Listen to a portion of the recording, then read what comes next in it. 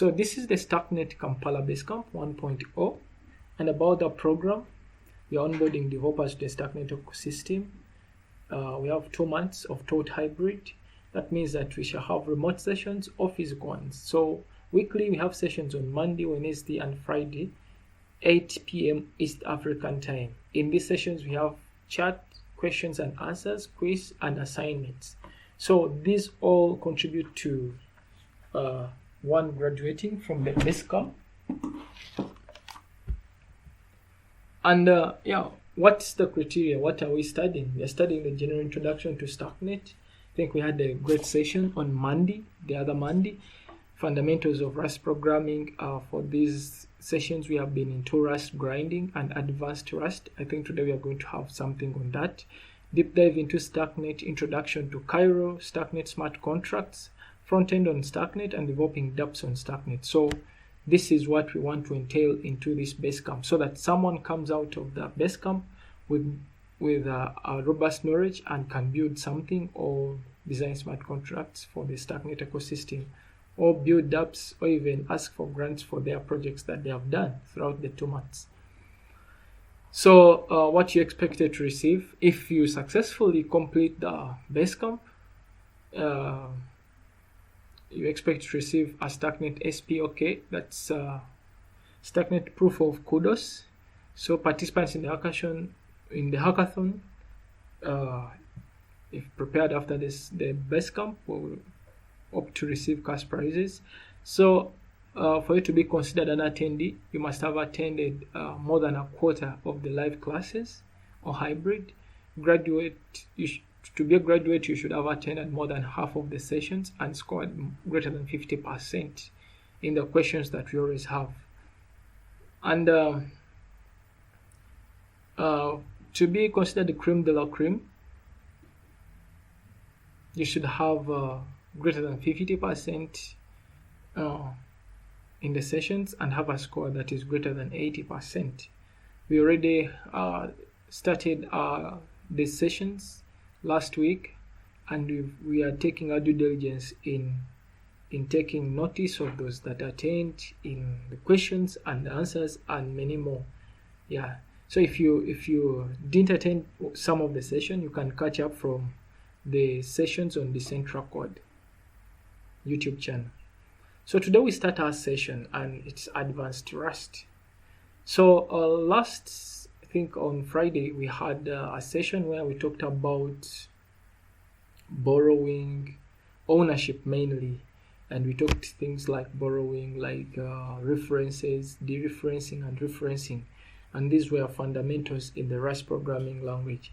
Today we are going to be looking about things like enums and pattern matching and many more. So what is an enum? An enum is simply a collection of things where each can exist exclusively. Let me say I can have an enum of a person where one can be either a girl or a boy. So I think in the meantime I should launch my Visual Studio Code.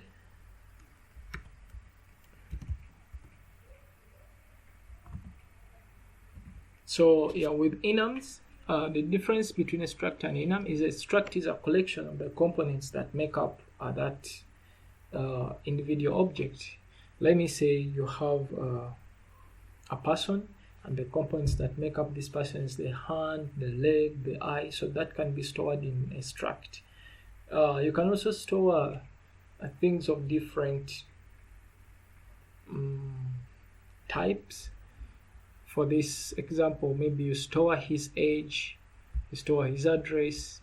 So we know that the age is an int and the address is something is an email. Then the name is of string, type string. For an enum, you store things that exist exclusively. Things maybe you say components. Let me say you have a circle, a rectangle, all stored in one. Yeah. So that's what we can take for an enum. So for this, we're taking an example where we have an IP address kind. You can have an IP address version 4 or version 6.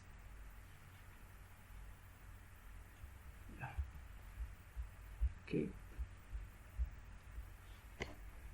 So we can create instances of each of the two variants of IP address kind like this. So these are different variants. You can, from what you've stored, you can then create let for B of this type, let this B of this type, and then we can call them. I think I'm going to be having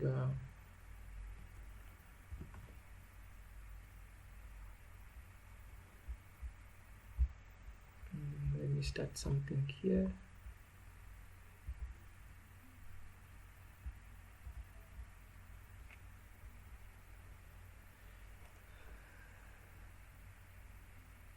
So cd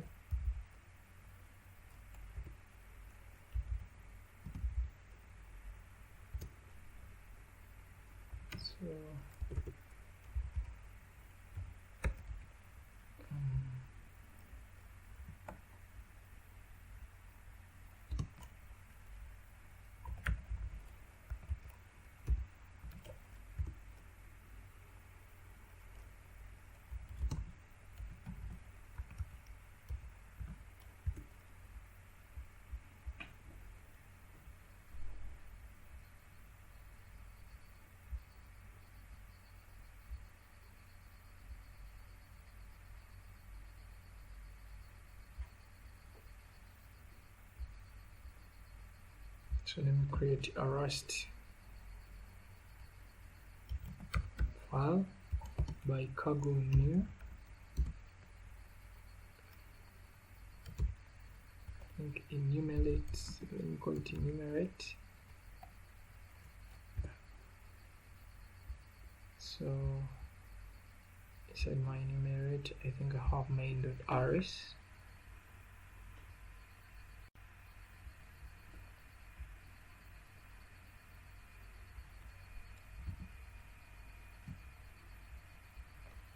Okay.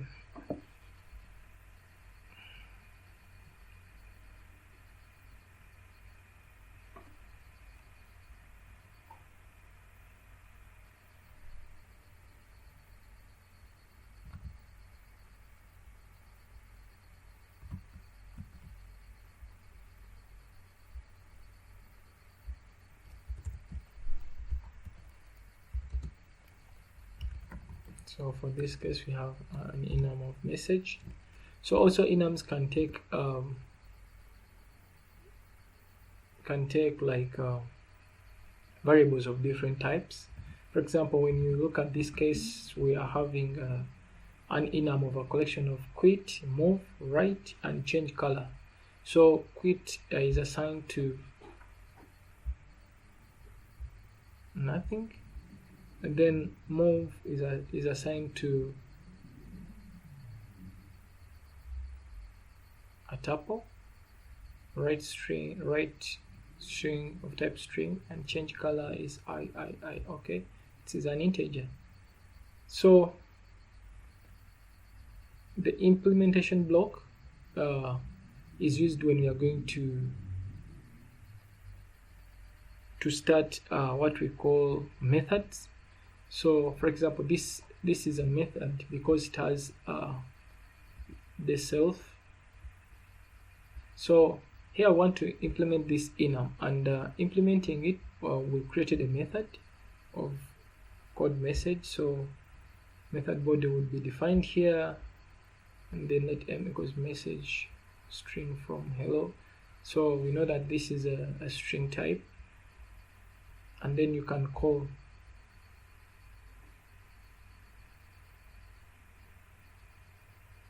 So we can't see your screen, sir. I. For how long?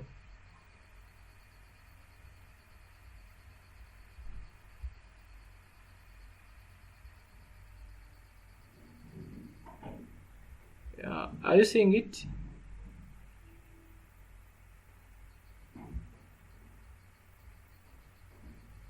Hopefully it is visible.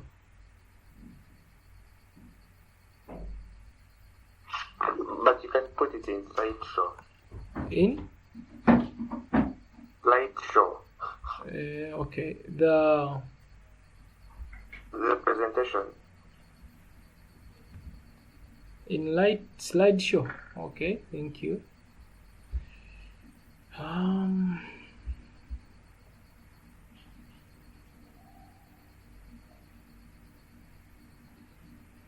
Okay, that's better.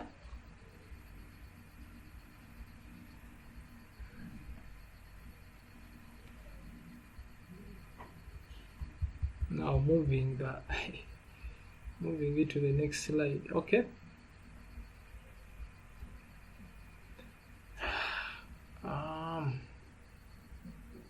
I have problems now moving it. So maybe what I can do is I think I have a copy.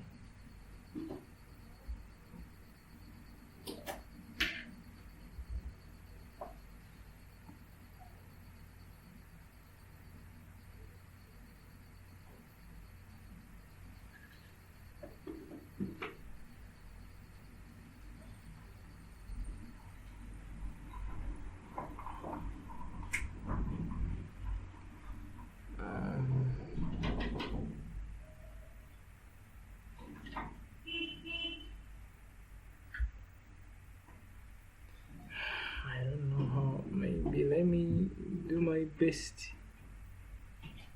If it fails, just let it go.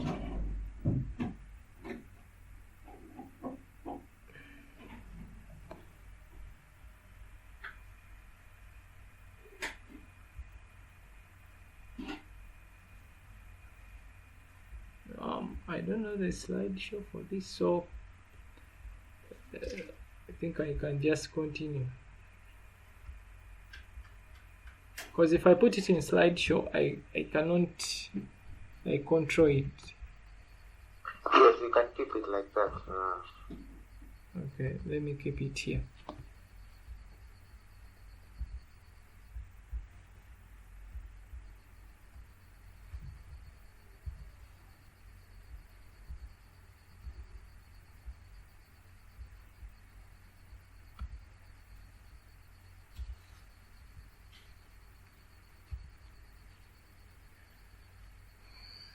Okay, I think we're here.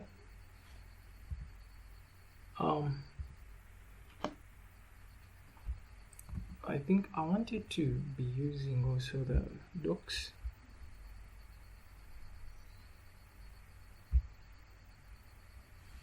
So the greatest place to be moving along is the docs. The reason why the docs are good is because they give you a very extensive thing about Rust. Rust has very many like jargons or ups and downs where you can really get a bit lost. So I think I'll also use it, and yeah. So I don't know where we have been here. Yes. So enums can be of multiple types as well, and yeah, we've been talking about that. So move, we are seeing move is of a type tuple. This is a string. This is an integer, and yeah. So we didn't talk about the methods, but when you want to create a method in Rust, use the impl keyword. So that's the implement method, and then the function should have a reference to self. So yeah, it should have a reference to self, and yeah, that's a method. If this function doesn't have a reference to self, it's like another function, an inner function.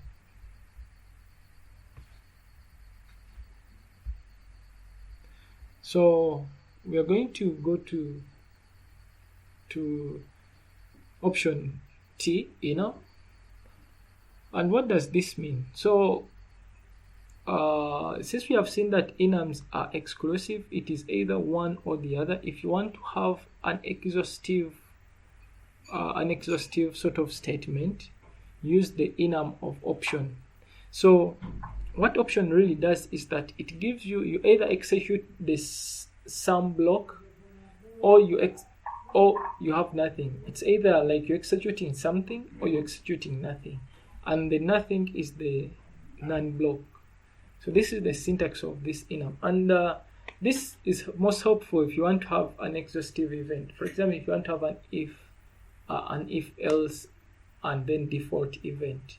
So the if else is the sum, and then the none is the other event, is the event that it's like the default event. So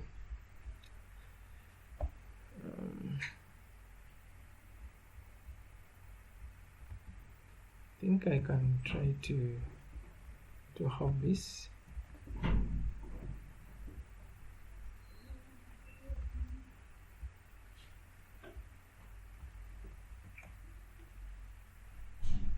Am I going to end up typing these words?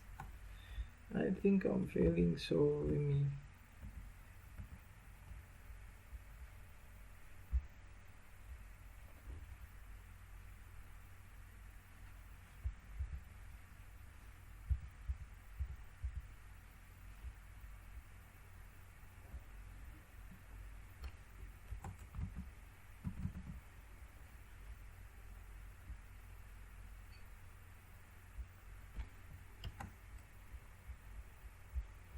So if you have such a statement, what does it simply mean? It simply means that for the sum statement, we are going to have sum number 5, and then we are going to look into this enum. So if we have something, so we are going to execute it. So for this we shall execute sum 5, and then let sum string equals to sum a string. Again we go back, is it nothing? Yeah. And let obtained number be option I32 and be assigned to none. So we shall loop into and execute this function, this sum 5, then execute a sum string, and then we shall go to this none. So if this none is put before this string, that means that this, if for example we have this executed here, that means that this block of code will not be executed, because if it loops up this none, then the program stops.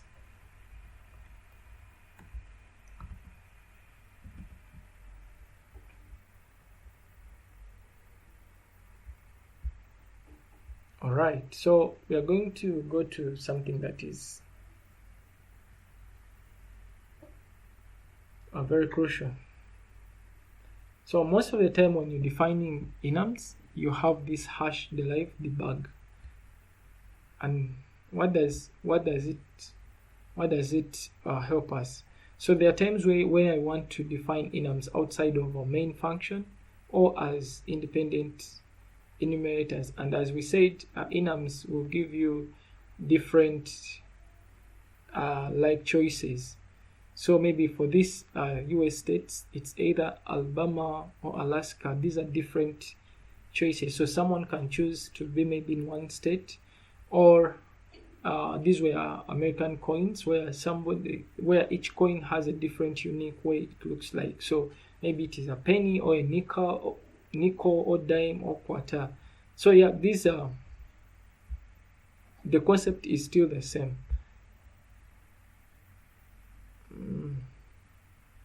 So as we extend the option tick word, there is something that we call matching. If for example, I think in the guess game,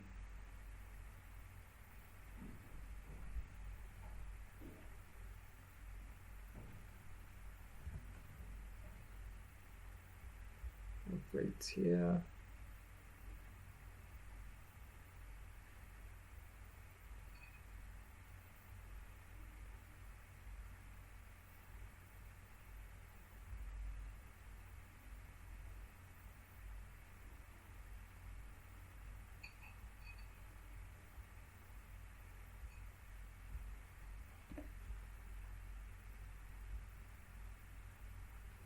I think I'm not seeing it.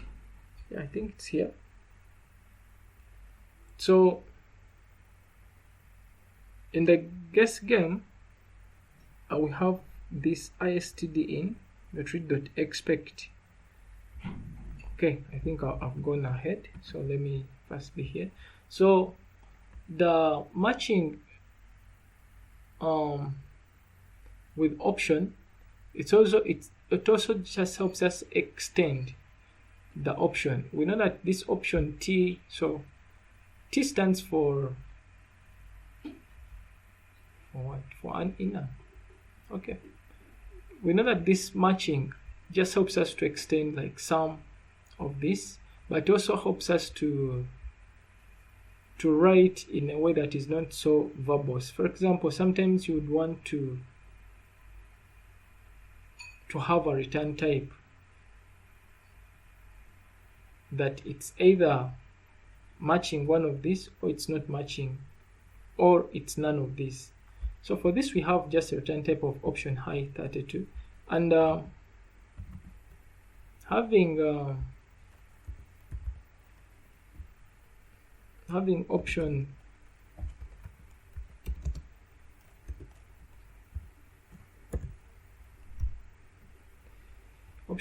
T is not the same as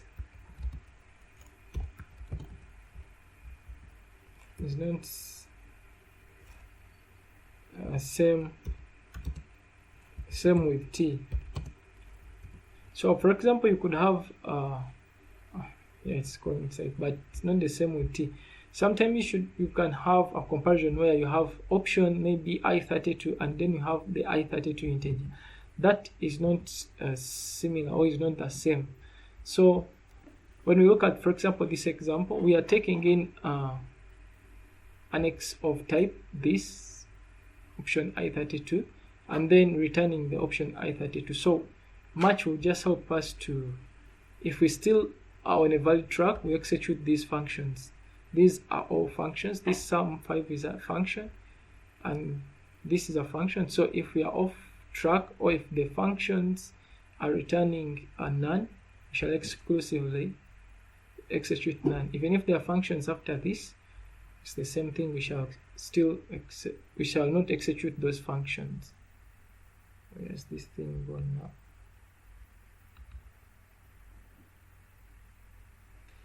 Oh God.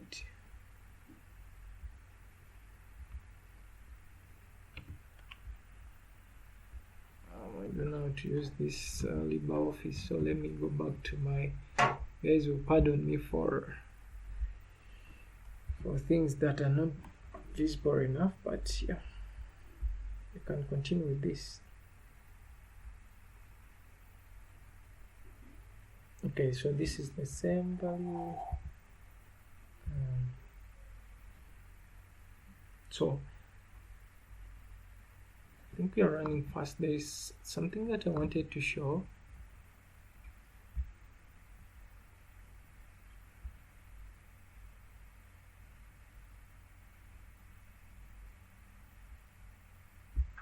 So I think I can show it from here.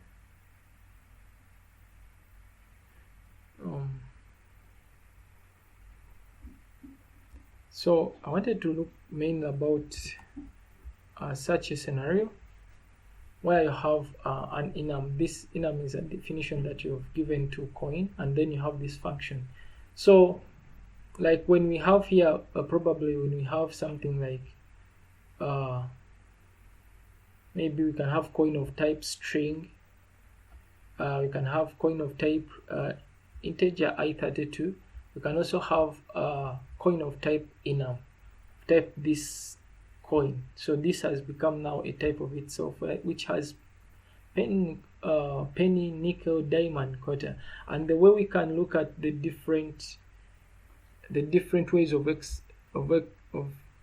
executing this function of value in cents is have the match function. So we can match the coin, and then yeah, if the coin is a penny from the enum, then its amount is 1. If it is a nickel, its amount is 5. If it is a dime, its amount is 10. And yeah, mostly that's what match helps us to do. I think other things are the same.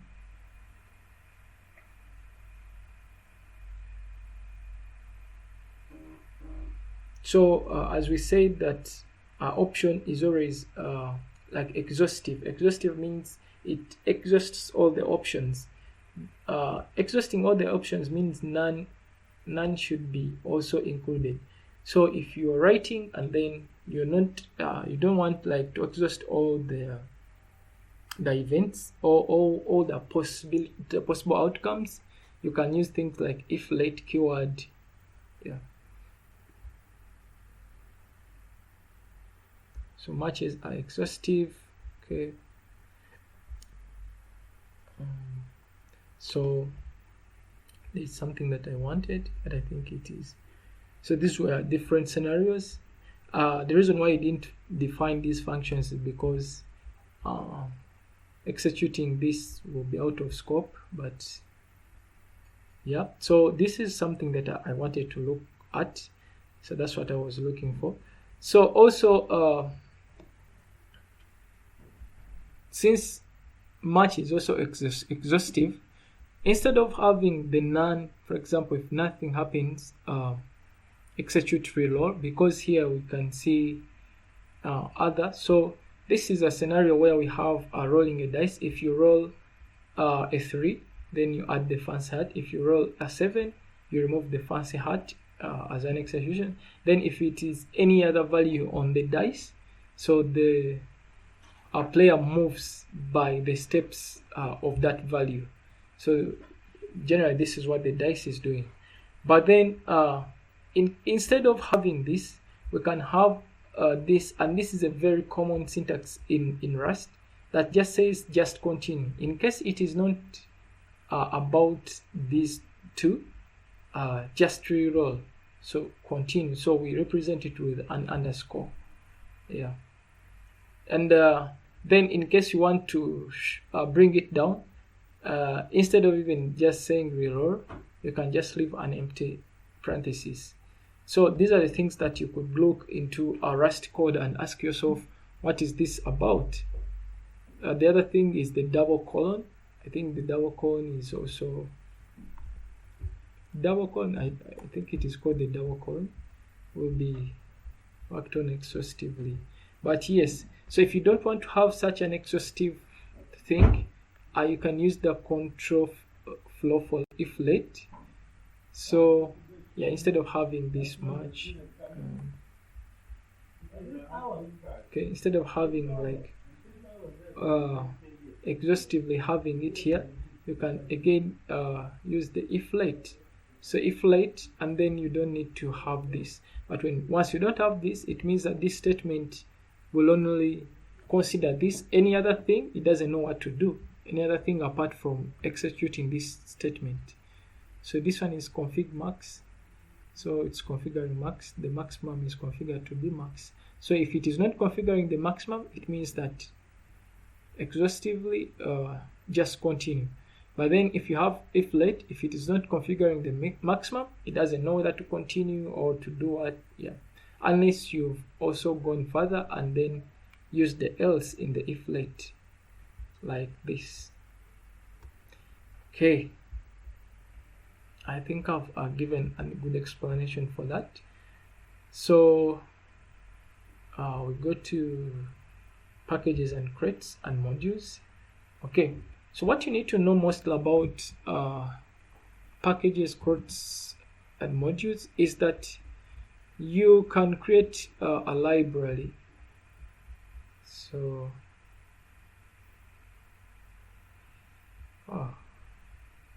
clock is rushing, but yeah, okay.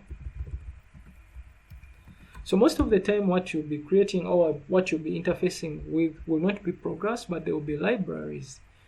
So how do you create a library? So you create a library by the same command. Let me say cargo new. Then let me give it which name? sessionet. So, and then you have -- lib. So when I create sessionet in session 4, so this is where I am. Sessionet will, instead of having a main.rs, will have lib.rs. Now, libraries help you create APIs or crates that other people can use, and this is what these are most of the things that we find on platforms like crates.io and things like that, and even the things that we import into, like use rand or use stdio. Yeah, they are libraries. So I think that's what I can say. Here we create a library. So this is the sort of the folder structure, and this is the crate root, the source, the main. So you can have a library that you name yourself. You can have different folders that you connect to in that library. It's all about libraries. Yeah. So when you have things like this, use helps you to import another library or import a file in another directory. So this can be a given file in garden, vegetables, asparagus. Yeah. So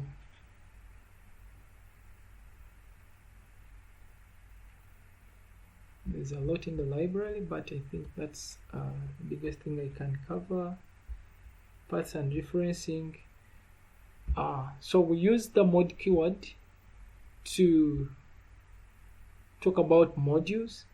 So a module is like a different execution, or a small crate, that a small part of your code that you would want to maybe use in your main function and things like that. So all modules in Rust are private. If you want to make it public, you put the word pub. So like this, this means that this module is public. And you can have a public module, like maybe this, and then you put pub here, but then have a private function. So everything that you want to make public, you want others to access, maybe those using your library, those having your access to your API. If you've created an API, you make it public. If you don't make it public, that remains only accessible and changeable by you. Okay. So I got messed up by this thing. I don't know how to present using it. Let me. So module definition, module fin. Mod tests. So here we are having a test module. If it works, assert eq. So you'll find most of these when you are testing. For example, in Rust or in Cairo, it's the same way we test, by module. Privacy rules. So overall, these are the rules for item visibility. If an item is public, it can be accessed through any of its parent modules. If an item is private, it can be accessed only by its immediate parent module and any of the parent's child modules. Okay. Bring names into scope. Yeah, so if you want to bring names into scope, use the use keyword. If you're importing an external file, you have to declare it in cargo.toml. So this is the cargo.toml. So here under dependencies, that's where you declare your dependencies. And then if you're going to use it in your main.rs, then you use the use up here. So there are some files that are already part of the dependencies. I think you can use like stdi collections or stdi.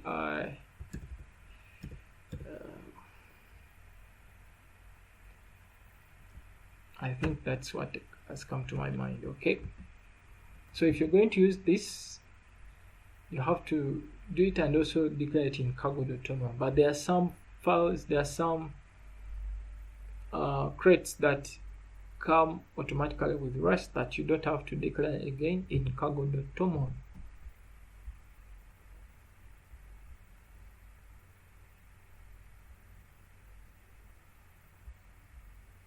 So maybe we can have this and see how it behaves. So most of these modules are declared in libraries, in lib folders. But here now we have a module, pub module A, and module says module of. So here if you want to use this, we can just say use A double colon series double colon of. So using this module, this is how we access it. A colon double colon series double colon of. And when we say use here, we just call the function that we want to use and then define our own context of that function. So of nested modules, then we can define what we want that to do. So this is mostly used in APIs if you're accessing APIs or building APIs in Rust. Bring names into scope with the use keyword. These are still examples. So enum traffic light here, red, yellow, green.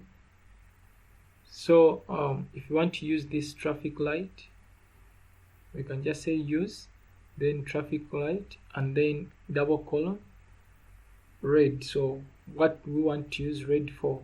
If you are using many attributes, you use double colon, and then I think even here I can add on something. So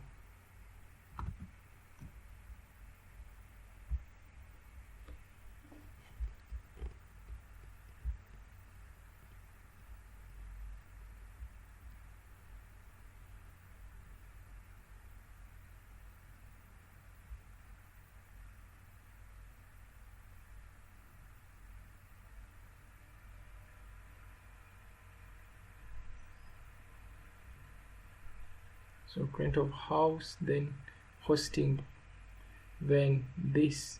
So whenever I want to do a folder structure, it is the same. Create, use create, then front of a house, double colon, hosting, double colon this. I think it is not in this file, so it could be in the next one. Bring parts into scope with the use keyword. Okay. So there are scenarios when we have things like this. Use stdi fmt and use stdio, and then we have very many, let me say, use statements, or we have very many scopes, very many things that we want to bring into scope. So we can compress this by bringing colon. I think we can have a good example here.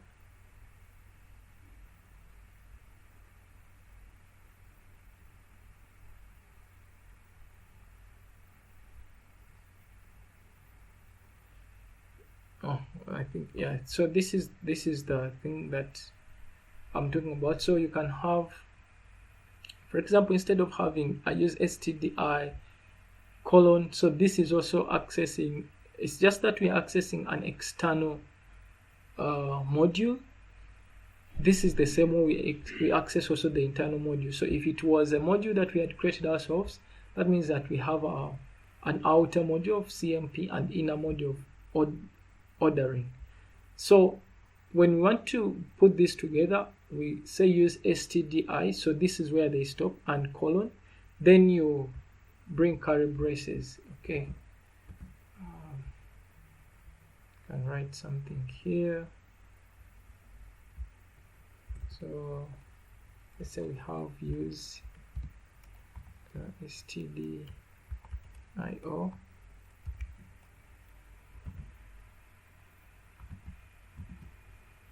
CMP ordering,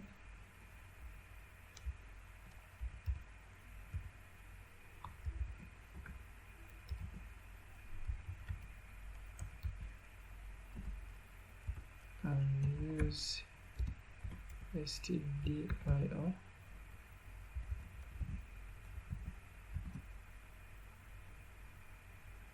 stdio io.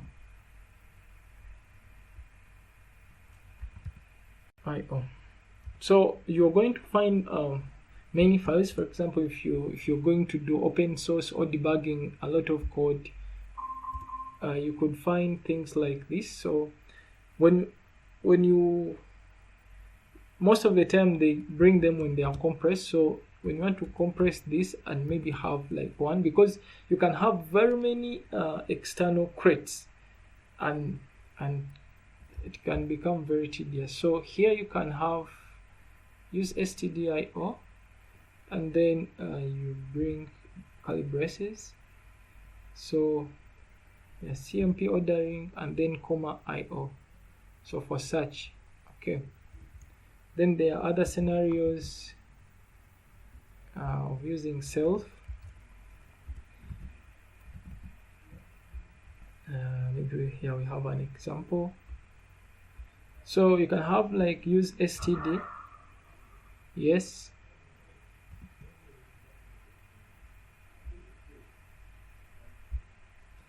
So use std io,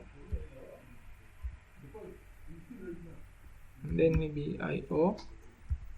So this is a way you can use to compress your imported crates and then have something. Then there's this use.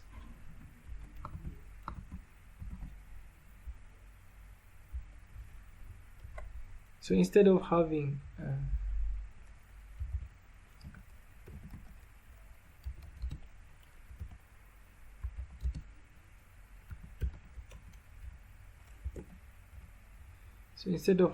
this,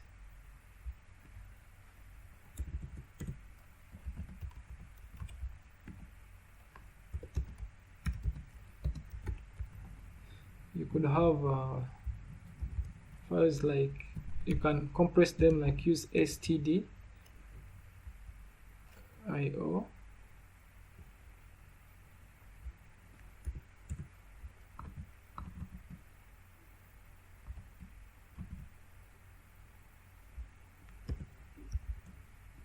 so now when I complete io, the first is done. So I'll have to have a colon,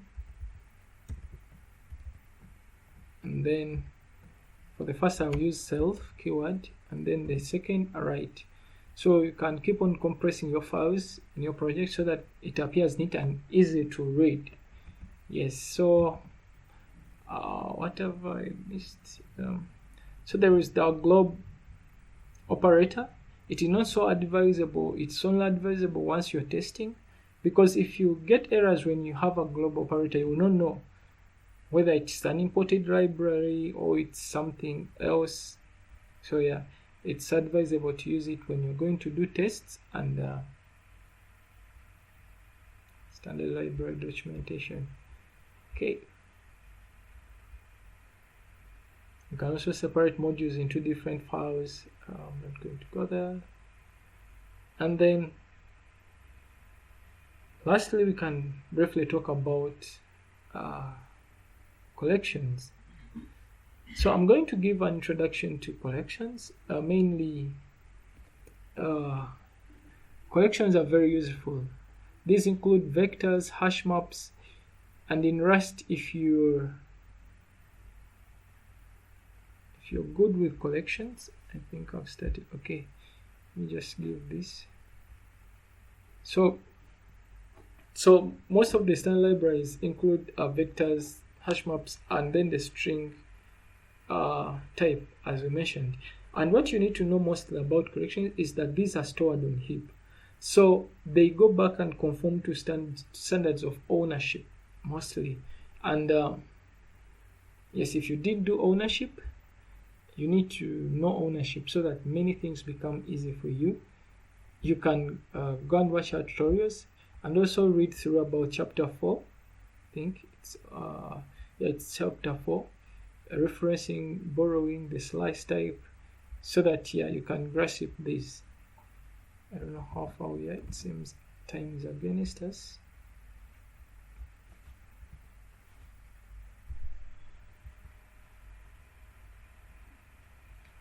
So okay,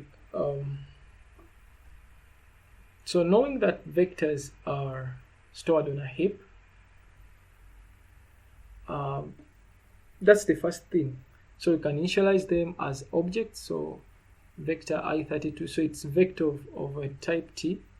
You can initialize it, you can play around with it, because we have most of the things that are stored on a stack cannot be on a stack cannot be adjusted, but vectors, like other things stored on a heap, can be adjusted. That means that you can increase the values by using the push keyword.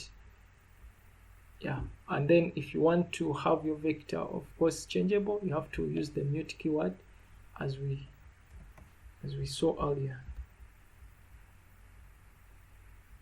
Like a struct, a vector is freed when it goes out of scope. That's good in ownership. So reading values. Okay.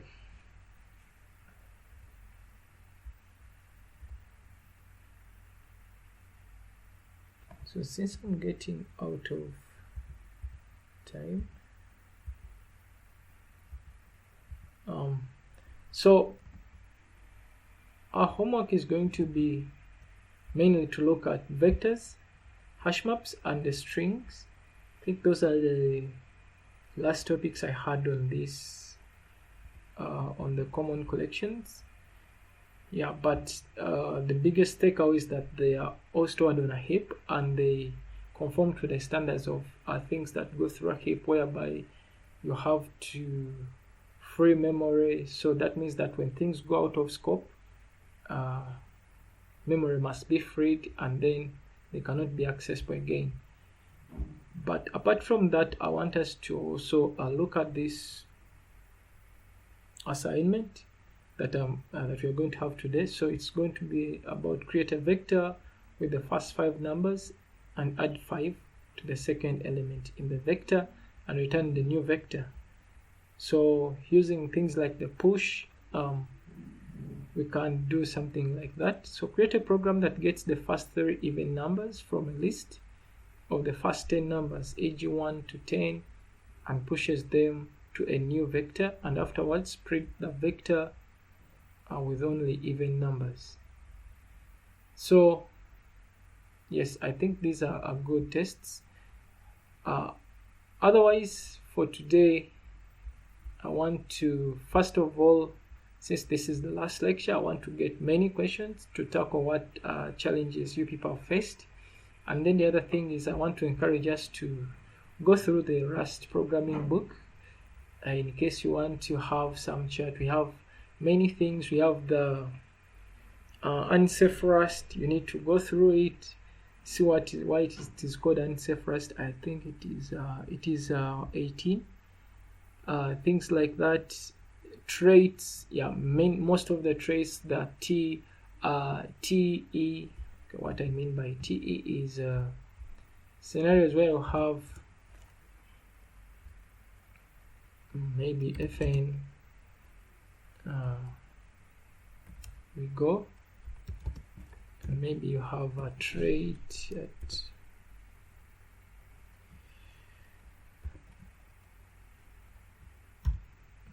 hopefully this is it. So a T and then an error,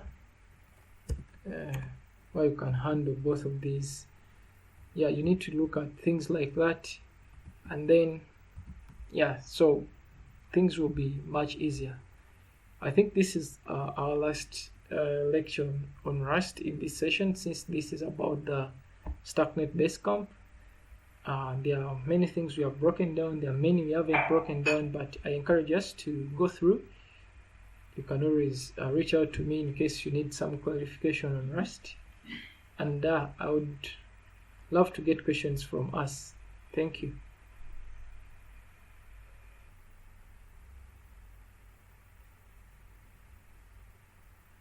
Natasha, do you have any questions?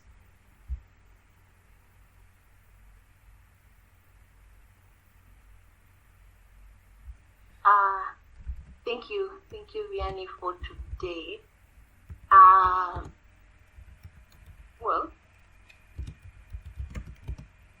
Yes. You can also type in the chat. I'm hearing you, Natasha. I was saying. Yes, thank you very much. Sorry. My phone had just slipped out of my hands and went tumbling down. But what I was going to say was, you say this is our last session with Russ. Yes. Okay. I don't know about the rest, but this is the first time I'm interacting with Russ, and honestly, the sessions have been really fun, and it's a little challenge. It has been a challenge in getting the hang of Rust, and not even just the functionality and the mute and unmutable. It all things like learning a whole new foreign language like Japanese. But I was requesting for I tried reading the book, and it only made it look even harder. So I don't know if there is a simpler way, because I tried to check out the videos on the center code, and either it is my internet, but they're either glitching, or the words are going faster than what you're saying is going faster than the slides that are coming up. Okay. I don't know if it's possible to share these slides that you've been using during the sessions, so that I could use them to keep going, like to practice what we did previously as we get ready for the next bit of what we are supposed to learn. So it's only a request, or the other videos can be cross-checked a bit. Okay, so what I'm going to do, I know the videos we initially did for Rust were because they were live, so we had a lot of things we are dealing with. I'm planning to do, I think we can plan after the Starknet Basecamp, we can plan to do a series of Rust, because I was also shocked that there are some of the most viewed work, so most viewed work. But for the slides, I think this is the slide I've been using today. I can also provide the other slides that we had. I think I'm going to provide them in the Central Code Telegram channel, all the slides. For Rust, I think we shall have maybe sort of a month of Rust, of deep dive into Rust, because it seems to be a challenge to many. People want like a detailed go through of Rust, because many things are in Rust. Ethereum, the Ethereum like thing is in Rust, the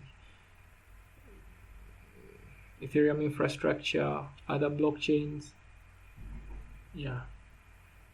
Emma, you have something to say?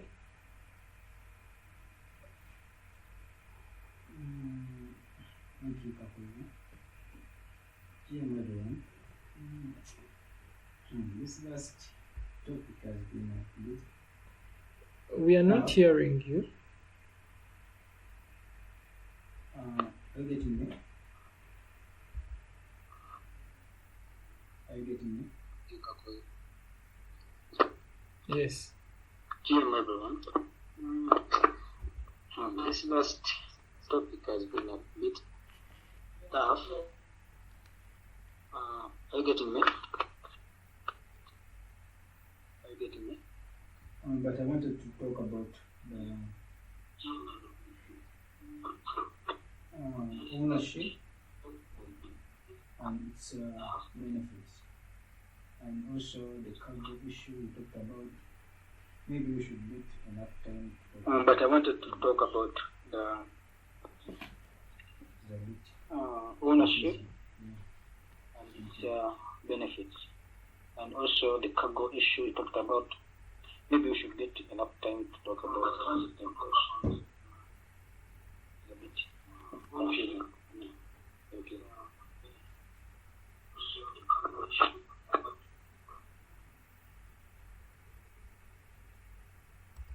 Okay. All right. Yeah. Thank you for that. I hope I'm audible. Yeah, I think I'm getting the concern. Yeah, surely. The other thing even about Rust is that it has a steep learning curve. That could be one of the reasons as to why the Basecamp is going for 2 months, because you're going to see similar concepts in Cairo, but nevertheless, we hope to have a dedicated bootcamp for Rust.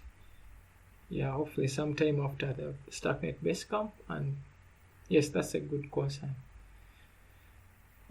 Any other person or any feedback? Anything about today's session? Anything about Rust? Do you find it intriguing? Yeah.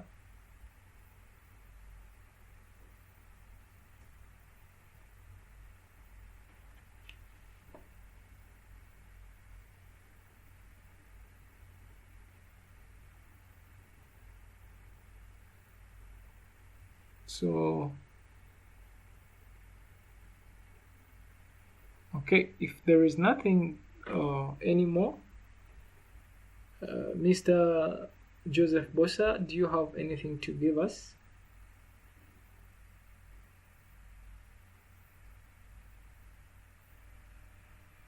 So, if there, okay. Thank you, Kakoza. I think about the Rust issue. Rust.